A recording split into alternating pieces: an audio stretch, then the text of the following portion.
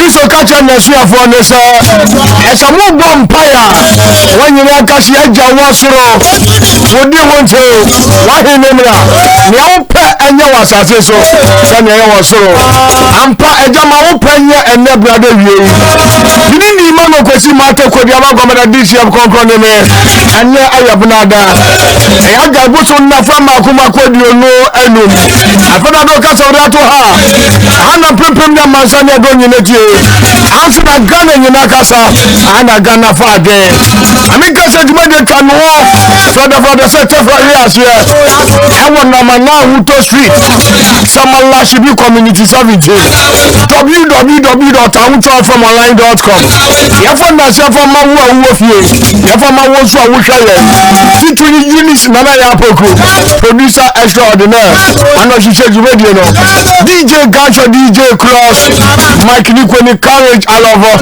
edamunye na se for fantastic production assistant amodi emane Samsung Andrew Scott here the content and Cassia no so and this will be to join live on TikTok at Alaska the Don TV at Alaska the Don TV if I talk call like a search if I can now so a share can be so there come up I'm to bet with the what drink on shoot here ahead of time for WhatsApp and a text message 0541-825106 you find that several newsroom above on the news at 12 by Samsung and Wachi the announcement about it's a class radio Emmanuel Kwesi Mate could the about over the dish congress the class is here and you jump and you fire every it's a live but also continue no swap at Ahotor 92.3 also and a multi TV boss now some of your bad digital channel no so your bar all social media platform you know you go so maybe be also you come up every you from national from radio stations ahura our my Ghana nyamanone voice 93.9 agona kwanta yada mo for always making us number 1 in Ghana some young call USA one radio and TV also for Jumedio no you from call Italy Jinyami radio almost mafa be out for your camera exactly 140 get the crato that be out for your camera it's about 24 minutes to the top of the hour 2 PS live on your radio once again from your Alaska the dog the commanding voice some over a TikToker may acknowledge you Bishop Bar Media also Alaska the dog you from the Bishop Bar we was soon and kase radio medium Morning Star and so journey Morning Star and so journey live Bishop Bar Media that's it like it Bishop Bar and your media or like a page you know I share what you say now the day you come up Kofi journey live on TikTok any problem like it I join it and then some people from power Ghana in that's one I bring a bite minority over I like good boy propaganda as a friend marking since I meet Jenvi Eric J and multimedia I bring yes I want opposition I am on Kasama Ghana for better as in a master while reading all 87 page document but being who I am a church good boy Aboka master Simon opposition yes I mean Jenvi na mon pen na sema mama fa on Ghana for ending day and to win Abranye chairman Abranye also you know mo party there that's what you can no correct and so I can be when you dey keka ho and you be pop afenyo market we see Samijem Eric J and multimedia na be dey afa no nim say onko see Samijem fi kwa yesa so na be etia na e bia na network otwi na be bia kodu you be twum sa case management over here na fi na so and when you dey keka ho and you be pop na be bia so ya kama and this internal election and matters are rising and this internal election and matters are rising Nana Barrow also join here Eddie Nana Baro wa join here Via join here Mandela Asante Kisi Eswa join here Bacho Soba Joseph Advice Eswa join here Bishop Oba Eye Media Eswa join here Bacho Ba Facebook Anoba TikTok Eswa join here That be Eswa come Felix Adam Eswa join here Maxwell Champo Eswa join here Yaya Mohammed over Germany Eswa my brother Rachel the live Benjamin Sibi Eswa join here Hard Famous Eswa join here Don't touch the door I'll be right back just stay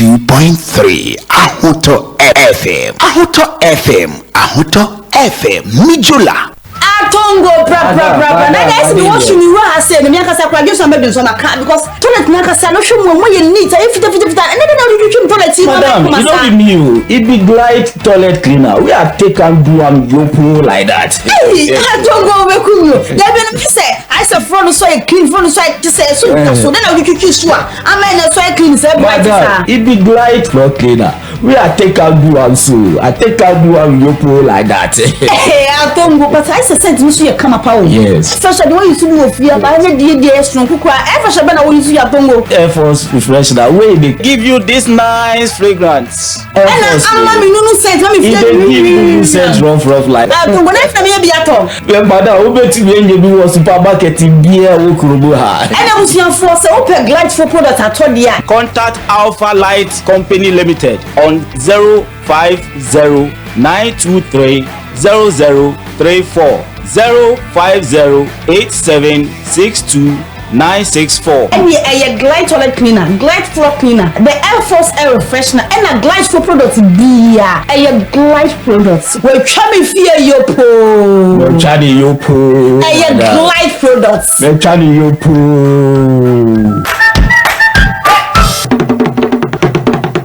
Kuma Yakupon boss on your sassano. What your body is to me in a Shayana Adamonsa. So you need Yabano. Never na Bruno and Sayadie. No the women who know new Hunimidian Swantum or Bilfo or Hiniba Doctor Frimpon Manson. Oh, one other Frimpon Natural Herbal Clinicano. If you do more, you're set to me, dear. You did Tiny Fuma, the Sainty or Hiniba Doctor Frimpon Manso, dear. Or your Sura Chedia or Tredian Ponyakupon Casadina Dumadasa. Onya Yabini Eduya. Say you home and now Hunama Fimo. Dr. Frimpon to me setting in Ebi. Who from the wood any promise and failana. If you must send, who do I ento? Sikatu Samanashi. I couldn't crack as him. We say what papa and then Swunya. Our reason Nayabasa. And no spiritual marriage. Would I know be the one bedo Dayamu? When no money home Hobiano. For from Pond Natural Herbal Clinic. Say it's true. Diabetes, hepatitis B. Oba women's number ye. A stomach cosana. Fibroid, asthma. Bema won't mean Bridgemo Wompemo. Premature ejaculation. And answer low sperm count.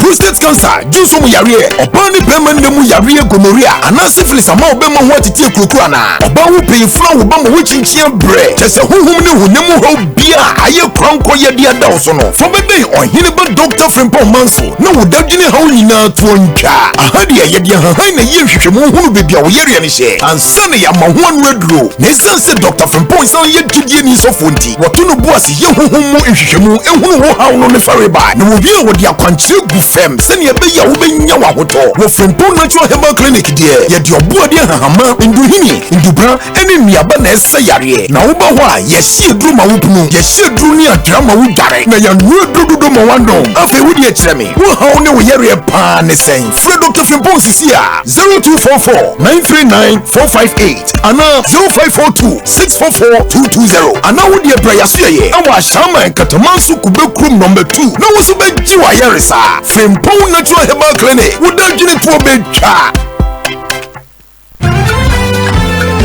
Hana Njejiano boss from Kwankasa infidie more day na sanso ba no den sweet music and yom no maton be a dikai wagana Say yensenku, digital mixer huro, akasafo, microphone, tutrobento, amplifiers ahuro, studio hunyo mani ni kaka hunyina. Yo biwa sweet music. Yo watema, Community 9, Poki House, T Havana Enimuhwa. Achimatan so Sonodom Ship House, Absa Bank Ninchain. Yasanso Wokumase, Asafo Market, Yane STC station no dinshwenimu wa Ashanti Home Touch. Sunyoy so sweet music was a menshia bansura and Nikoko Bodai no dinshwenimu. Yasanso Watakrade, Davia me nimuhwa, and Tamale, King David Plaza. Ubetumi so niye edidra wa www.sweet-music.com. And now after wa ahomatrofo edidi so 055-252-2562 and now 055-384-9056. Sweet music, see energy pa.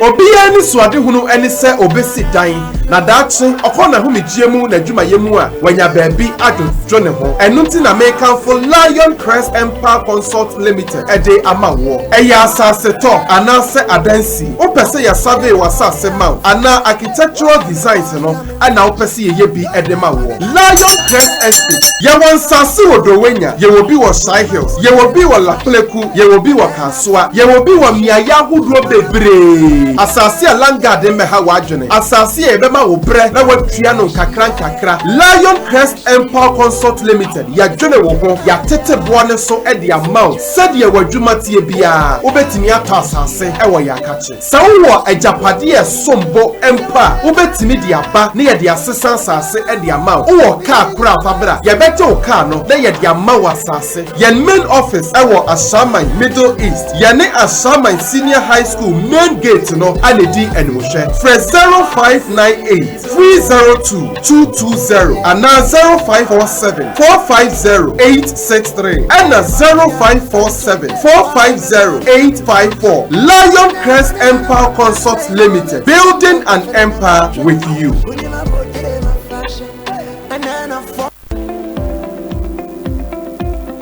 National Petroleum Authority say, Mawa Bambo hu hiya ukane. Ain't no, stay back and stay safe. National Petroleum Authority ebo bibia kokose se fuel tank enya akwanhia na edane menko ho nkwaye wadwen se okosesa petrol anafa ngo no na afin so menye wadwen se wo ben fuel tank enya akwanhia ne ho akwa kodwitwa videos ana pictures na petrol anafa ngo wo hwen so ohua ko wo mu a enye sunsu asobone e wo apomodensem so fango so e ho ahometinti no enfom so akitu ebi ebetumi ameja tom amana gise ewom eba ne sa nipa dodo timi femu hihye ehwe mo nkwa emeja pade dodo na nso esei enunti memfa wo nkwa nto chacha enye sa obenu ho nkwa na nyina se wo hu se fuo tanka bi enya akwanhia na dane amafango no ebugu mpo a hwa na wa aman ho da stay back and stay safe. Emomo no aya fredum je dwumayefo ana posifo no momehwe nso ano wutumi nso efre National Petroleum Authority ewo 0302-550-380 kaise wonkwa wo hoi ehu hia bebre esensa afango no kokoboi National Petroleum Authority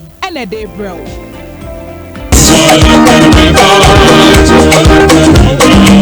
Anokware nanu ukwada wi akete pai bo a Prophet Isaac Ofosu Hirichima ade hihye so a Shaman Government School mu ho no anwanwade pa ne nsankyerene a emritie bi Nyankopon fa wodifo ne so yeye no me hudwi me pa asam yi no abosi mikra de na mi bisa me ho se ayo odifo no enim no dada no ana foforo awaba nanso obi a onim Prophet Isaac Ofosu Hirichima enim no se onya ne bibi kwa agi se nyame ahye no Captain Jesus kwaso obi a wantimi ama ukwada wi ampa ebo ne bi ene yeye ko obi a yenya ya nanka odifo na sade ahyehyɛ so bio no monjemai na mobetie nsempa ukwada we ya mecha 26 August ene ne na wochi ukwada 2nd September odifo wonwani esa die nim amia de ukwada wi akatempa ebo kase no ahyehyɛ so bio odi oja na eba odi adom ne tumi nwanwaso a ene pagi ntumi ntiase ene eba ye to nsa fra obi a opa bibia hunu ni oyare na opa yaresa ni owawo ene aware mu hawo obi opeso tu kwan no peni niama fast ni opa juma ne sikasam mpuntu abusuafo ɔhaw bi ɛda wo so na wɔpɛ wo nsankyerɛnne animanim yɛ adeɛ ma yɛnhyia wɔ Shama Government School mu hɔ wokoda 26 August ɛne ne na wɔtwe wokoda 2nd September na wo so ho bɛdwiri mu mɛka sɛ weekend si ɛne weekend sɛ di anim no homeda bi ayaresa ɛbɛkɔ so ɛhyɛ aseɛ fie da anadwo yɛde watch night agyina mu ama ade akye afei ayaresa som no ɛbɛtoa so memenda no kwasi ada no nyinaa ɛni wo mfiri captain paebɔ ahodoɔ yi mu sɛ woanya kwan anadwodeɛ no mpo a ɛneɛ na wokoda wiadeɛ no wɔ hɔ ma wo bibia ne afrɛ 0277 232774 ɛna 0553 237642 fakra bɛsi ahyɛma mail lorry station na bisa government school mu hɔ onyame bɛyɛ wo sa bɛ na ɔbɛma wase adɔre sɛ mpoano anwea amino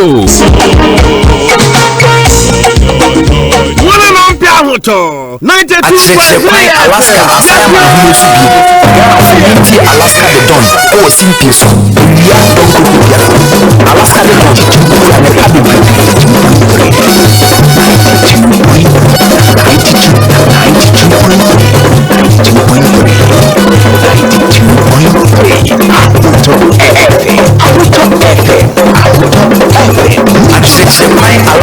Alaska asayama ahumusu bi Ghana for Unity Alaska the Don ɛwɔ Simpieso owia dɔnkɔkɔbia Alaska the Don kura ne pa bebree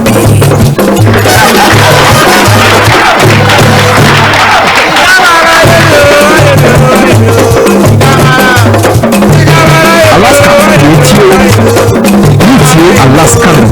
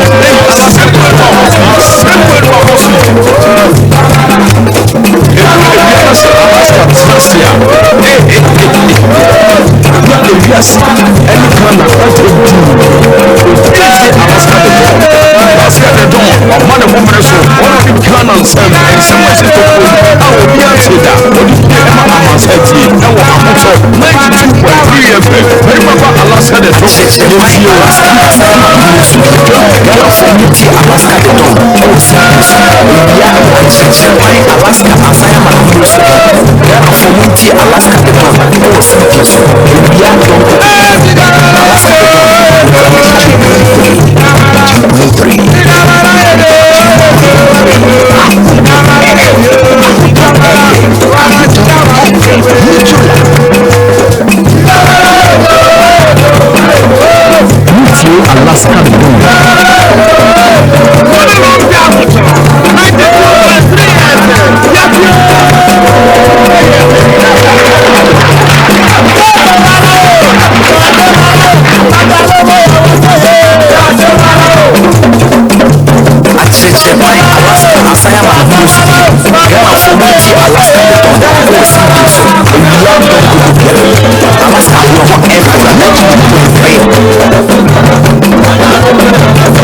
Ahotor 92.3 FM.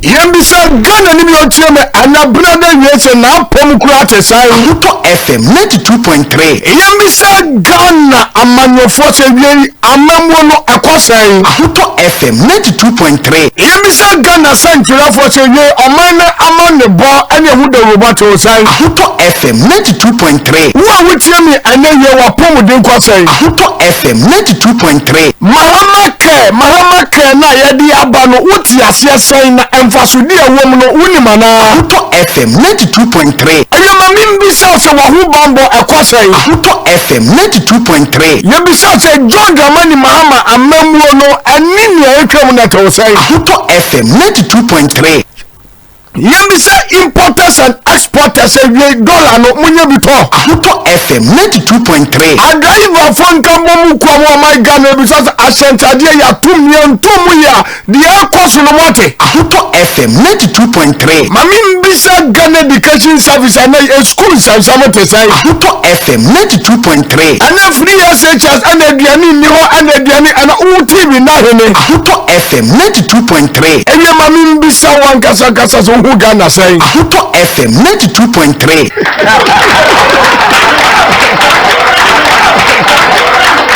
Right, now so welcome back live on the radio Ahotor 92.3 Ayaha enam pempem na masani edom enyineti hanso ana Ghana fu nyina efa adwen mini ni Emmanuel Kwesi Mate dura from Alaska the Don the commander with a commanding voice. Indeed, I'm commanding the airways from now to 5 o'clock in the PM.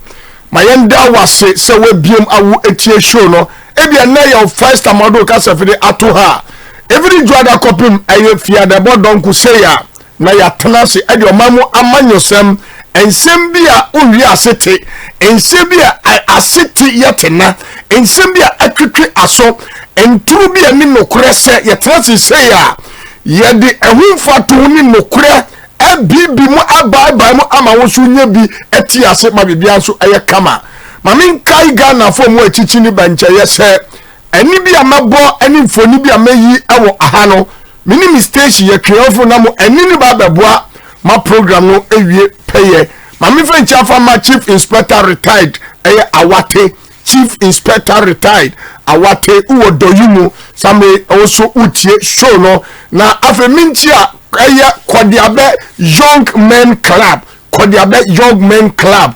Yadamwase for the young man's job. Mo eje samrantie ebane se ebia uwo program yenshi jama yambo logo awase Kodiabe Young Men's Club. In fact, you are doing a fantastic and marvelous work. Yadamunyana ase. But a seminar yatena se na mi fencha efama Amadu Diko New Dabe North uko Azongo Caucus na mincha sum MC yesi sesia e ba me so bo sum MC yesi puntujuma sum MC yesi puntujuma sum MC yesi puntujuma nkwa eye sewa he ensem wa ha afa na wutie ya se na show nete biara no tie Simpieso wia don koko biara no tie Simpieso ewo Ahotor FM Alaska the don di mchia me ode bremo oba be chirechire no mu nsem ne papa ne nkre ne sise boa ne sise nipa kan ne ntwa se edebo oman mu ne se oman eni afesu ne obo oman Alaska kitan kranti ni fomu twa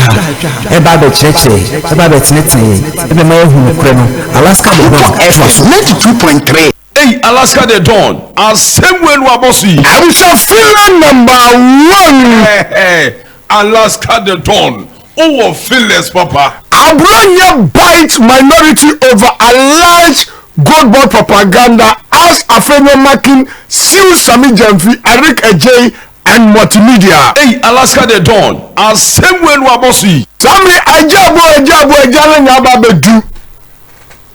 Anya Alas Kwamina Afenyo Makin, aka Efutu Jesus Christ.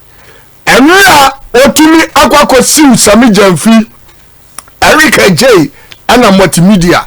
Ni tietie nyina ne se Sami Jamfi se ebano obi otumi dia demudie no oji bribe utwa Afenyo Makin ho akokunu kuna ma. Hey, Alaska the Dawn, as same way we are bossy. Anu na Sami Jamfi baba de Afenyo Makin che so ye bama no tue bia ofa no court na obeba abekire busu ya yedua mobro. Hey, Alaska the Dawn, as same way we are bossy. Afenyo Makin ko media platform bebre so ne oka nyina ni so Yesu Kristo mpo ye kantroto ne so na enye ono Afenyo oni ni bibia manyankopon. Hey, Alaska the Dawn, as same way we are bossy. Afenya da sorry ya Afenyo se debi sabi akwasia anansi sana adwen obeko court. Hey, Alaska the Dawn, as same way we are bossy. Na ensemble na kwa kisa de we nyina bae enni say minority in parliament aka nkukon ketenkete aya press conference a kire say Sami Jamfi aboka na enuna abranya say odabi ye wo opposition sabi sa politics for ni enjai. Hey, Alaska the Dawn, as same way we are bossy. Enti yamri say abranya ya MPP ni ba mapa buno aya regional chairman of the MPP. Hey, Alaska the Dawn. Oh, fearless, Papa. Abranya we read 133 pages no. We read 133 pages no. Me the amendment here and me document na me read here no. Sa loss no enye about Sami Jamfi. I am misrepresentation na IMF here. I am misrepresentation and IMF here. Say I'm $14 million losses no. And you gold board and let me explain. I am misrepresentation. I say yes for $240 million losses no yes for $7 million can ye church as opposition party na Ghana 40 as ye yes as say timi church na man 40 as ye but ye say ye go na no yes say Sami Jamfi and yes Sami Jamfi and no wa baba be challenging baba challenge me say 133 pages document no sa 200 and nya ba Sami Jamfi na mo Sami Jamfi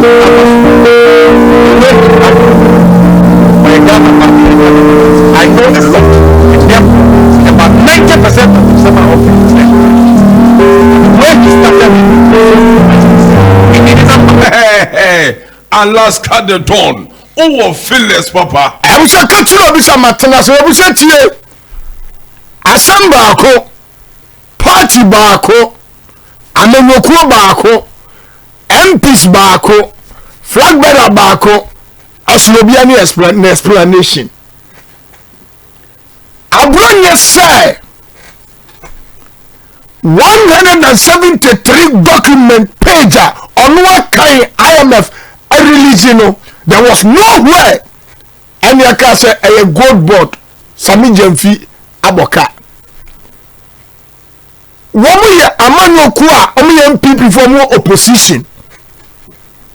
I was somebody no kura atu opposition na Ghana for ehu mobo. Hey, Alaska the dawn. As same way we abosi. And this one party na minority akojina and na God wa Aboka and na Sami Jamfi na Aboka anya no kura. And I want to say I am a Franka Sandam. Now they are also moving from media house to media house. I say young Kase gold board as Sami Jamfi and Waboka bia. Hey, Alaska the dawn. As same way we abosi. And she all say we are sewa. De bia ya Kase Premier one mobra no emre wo sha no ya kwala on mobra. Tienie Penia one bobra and then emra wo swa no no ya kwala wa na gbe se oni bra papa bi abo Sami Jamfi ka assembly anira na ochire nienti a join me NDC as a political party. I will say listen and listen with rapt attention.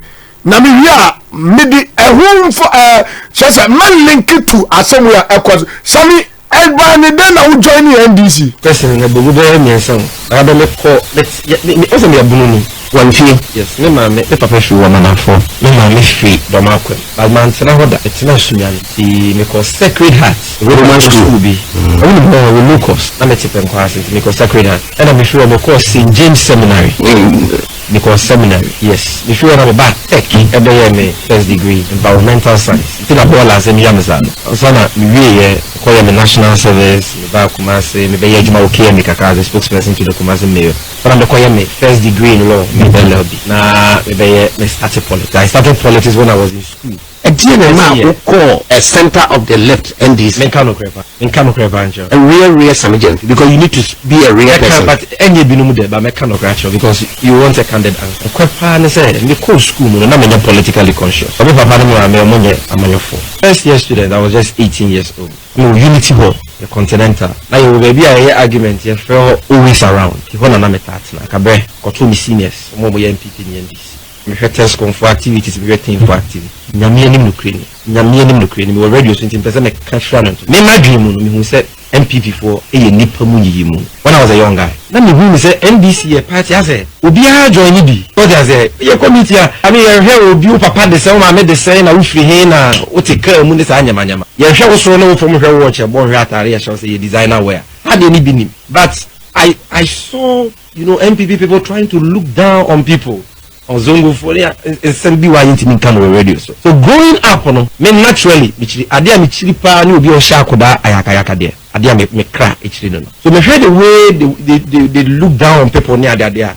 Ama MPP are not attractive to me that. One should be better wase. Exactly. Enti ma me ko kenkan Bush, Rollins, June 4th, 1981, next revolution, they motivating and there. So when I saw where the NDC came from, now NDC for you program, I could be 1-2, the Cortes committee 1-2. Maybe the carry no, as a human being, I belong to the NDC and not the MPP. Do you have any regrets joining the NDC? Never.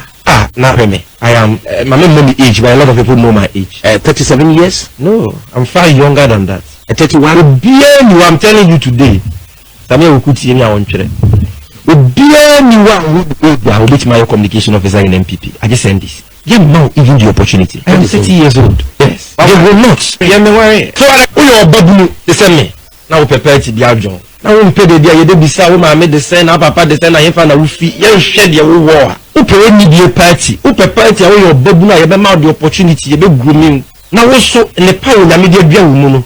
What media bua my Ghana kan enye party bia say the National Democratic. People matter to us. Nipa we ya NDC. Yeah, people send. Hey, Alaska the Dawn. Oh, fearless papa. I'm suffering Alaska the Dawn. 3 minutes to 2 p.m. Sima biesa abwapa no mienu tie.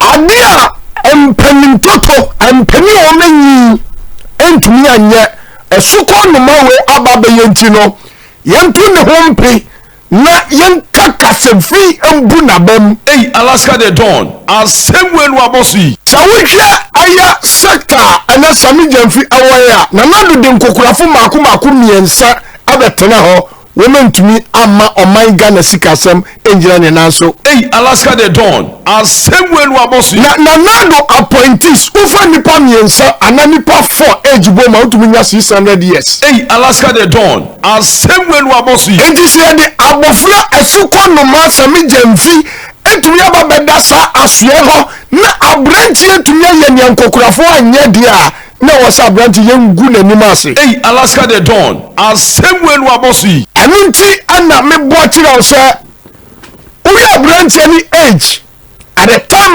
NDC losing massively over 1 million vote according to MPP for say John Mahamani NDC losing 1 million vote in 2016 elections.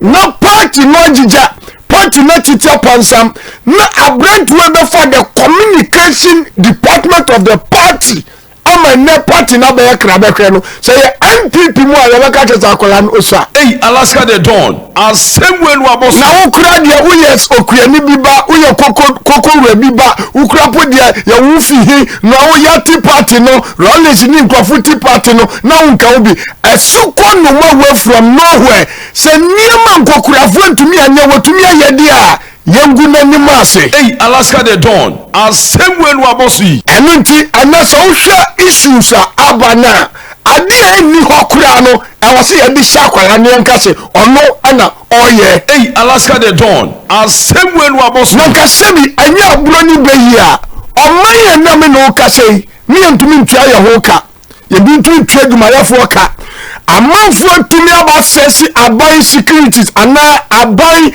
aya bond mi ntumi ntua abranti ababe take over the CEO as God board CEO ni ntumi di nyama tutu akwamo ana ya fa ngo stabilize ana ya inflation ati abafam ana wukọ aya bank so ko babusia ana interest rate no adafam importers and exporters obi biara tumi ko ba ya tete nyama so saadie wen se unya baifo pa agobetumi akana nipa na obuamo man ne koso no yemo na sendiem. Hey, Alaska the Dawn asemwe no abosi enunti ana abronye se David sabio na me belong to the party ntia na adia eni ho no na wase minka se wo abronye me read 133 pages no we read 133 pages no me the amendment ase and me document na me read here no sa loss no enye abasa me jamfi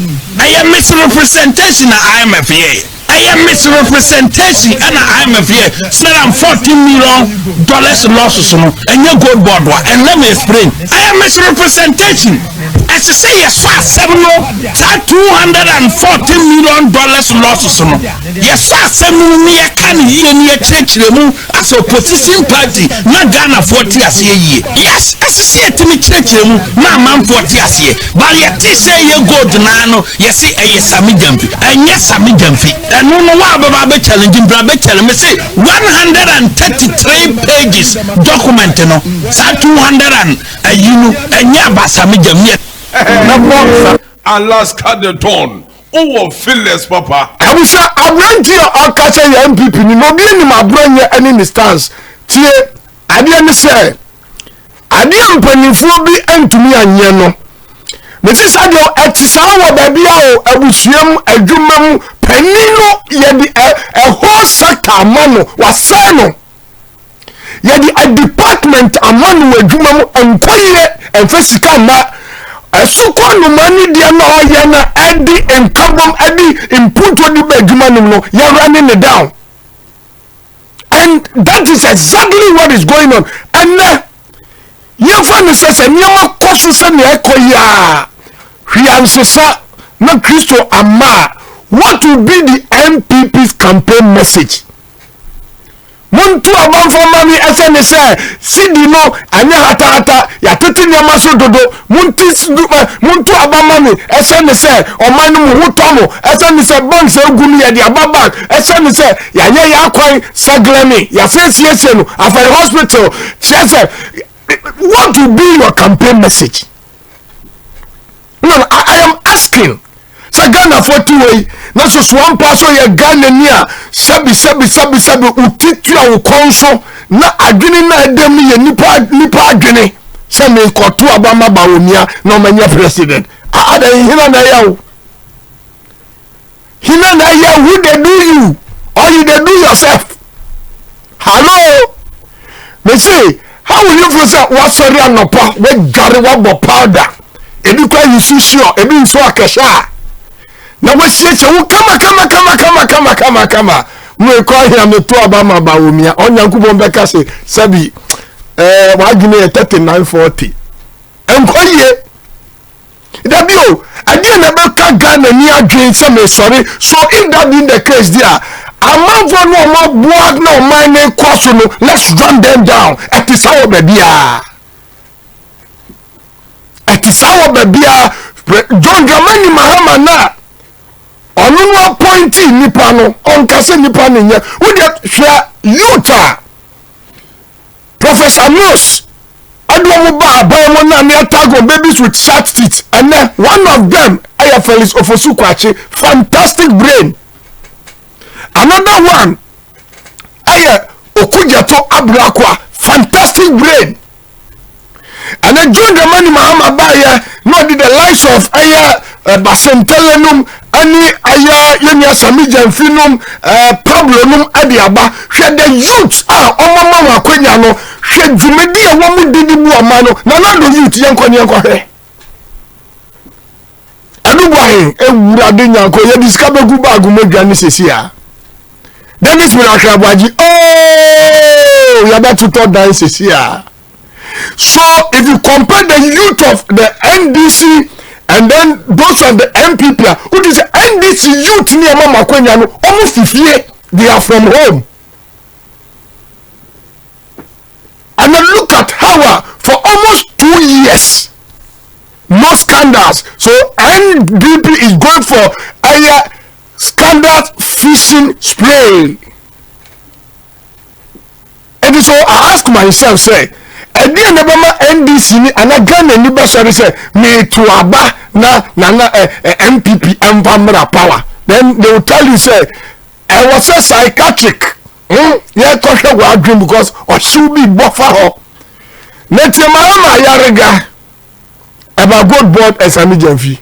The minority has raised the issue of the matters at good board, and even though you have consistently tried to brand it as losses being run by an institution of government, I believe that I've also witnessed in this house that the minority has urged us to share the glory for the establishment of Good Board with your flag bearer, Dr. Mahmoud Bawumia. And I know for sure that in the original design that the NDC government inherited, according to you, there were still what you call losses. Even if the losses have increased, it is because this government have pursued policies that have expanded the volume of gold that has been purchased by the government. Those are facts, and you know the facts. In this house, we have consistently demonstrated that what you call losses are actually costs that this country has to pay in order to maintain the strength of our currency today. What you call as losses is costs that this country has to deal with as a result of maintaining the stability of our currency. All these things have been argued, and we have tried to make a case that this is perhaps one of the best policies that have ever been implemented by any government in this country that has stabilized our currency, that has strengthened our city, and that has maintained inflation at a very low rate up to date. So, Mr. Speaker, having made these arguments, haven't come to this understanding, it is difficult to understand why consistently our friends in the minority want to brand what we all are benefiting from as an economy as a loss incurred by the gold board. I am surprised that we will continue going along this tangent, but knowing the politics in this house, I know that there are those who believe that if you keep telling a particular story, no matter how untrue that story is, the public might begin to believe that that is the truth. And so I can understand why every single day my friends in the minority will try to pump into the brains of Ghanaians the wrong narrative that gold board is running losses. Even as they repeat the mantra that gold board is running losses, they are not in the same press conferences saying that as a result of the alleged loss of gold board, your city is now stronger than it was when MPP was in office. We are not also telling Ghanaians that as a result of the so-called losses of gold board, your inflation is stable. We are not telling Ghanaians that as a result of the so-called losses of gold board, we are paying our debts and we are being graded very highly by all the international rating agencies. So you may describe it as gold board losses, but we see it as an innovative national fiscal monetary policy that is stabilizing our currency, that is making our economy stronger, that is going to alleviate the poverty of many Ghanaians. And so we stand strongly behind gold board and the management of gold board. We stand strongly behind the finance minister and the management of the finances of this country. Whatever the World Bank has said, what I understand them to be saying, and the IMF, whatever they have said, I understand them to be saying that even though there will be losses based on the way we have designed the system, they expect it to be borne by the government and not by the central bank. And so reforms are underway to shift the transactions from the central bank to the government. And so I believe that ultimately your major concerns will be addressed. On the issue of energy, I want to assure you that I have last cut the tone. Oh, Phyllis, Papa. I'm sure, and what the majority leader. Who kono wujaka? Enti yafa kwa machine ntu yakano. And domestic bond holder sama mu haircut. And ombo kono ni erezi coupon ni etu amuka. And a car would be our money and minty who suspend here and then you 21 sounds a convention here for the year to Saka na because you aggregate God look through one channel. I will not quite smuggling be a mintino a branch and young good animasi, but I'm fat Yada sorry ya Afenyo Makin say wakosi usami Jemfi. Speaker, in the face of the allegations of extortion leveled against me, I have chosen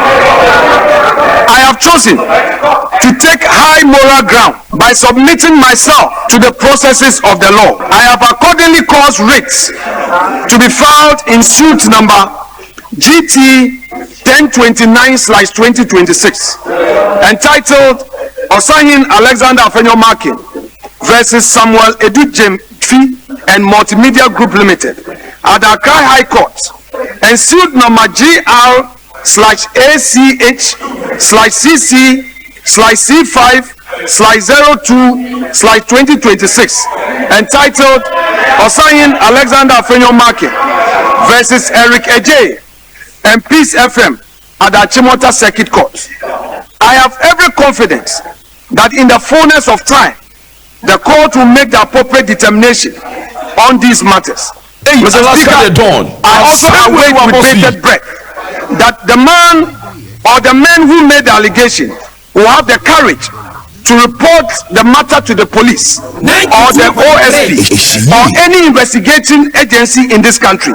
And I expect that if they muster the courage to report that I have extorted from them and I am invited, I shall submit myself to every investigation so that eventually my name is clear. Last cut the dawn. Oh, fearless, Papa. But I will say there is one thing I say I will take legal action against Samuel Edu Jemfi. Sami Jemfi and friend Edu Jemfi.